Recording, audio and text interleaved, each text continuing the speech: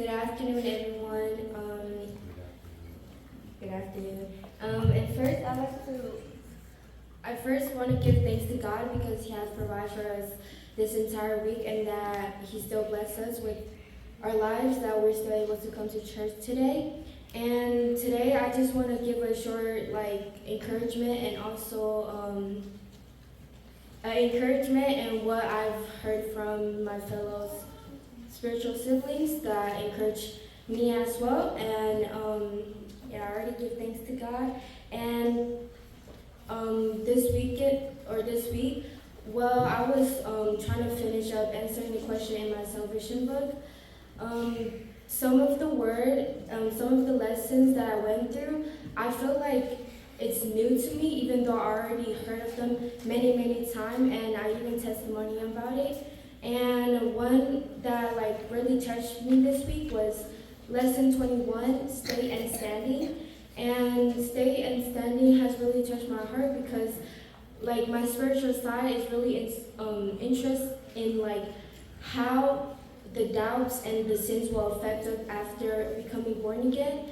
And this lesson really answered me because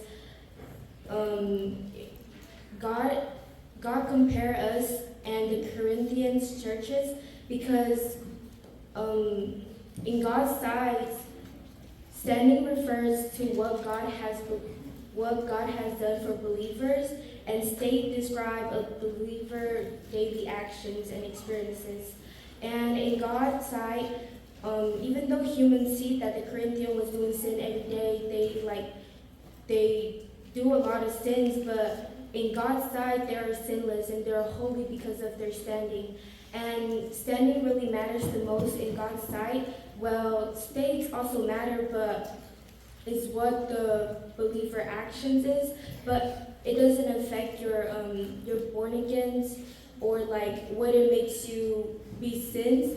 Because right here in the topics that said righteous, it said, in contrast, our states depend on our actions and it can vary from person to person. If we do not clearly distinguish between states and standing, confusion can arise. Many believers wrongly assume that if they sin, their righteousness is lost. But the righteous receive through Christ remain unchanged because He Himself is unchanging. However, sin does affect our relationship with God, just as a disobedient child may not lose their status as a child, but lose the joys of fellowship with their parent. So too believers lose joys and fellowship with God when they sin.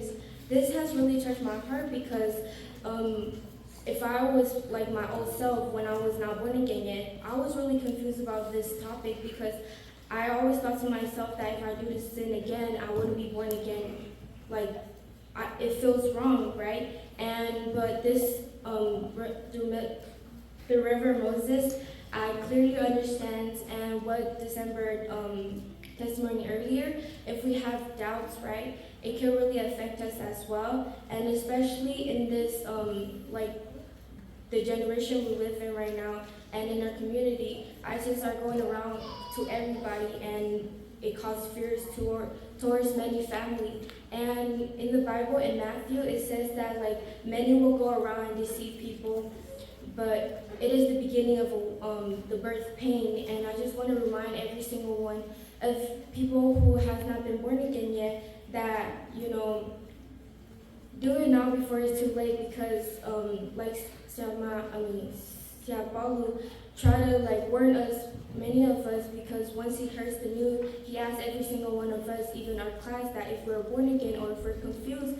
And I just want to make sure that every single one of you won't have doubt. Even though you sin, remember that you don't lose the status of being a child of God, and that you just it won't affect you. And that's all I want to share today. And may God bless you all, and may God be the glory.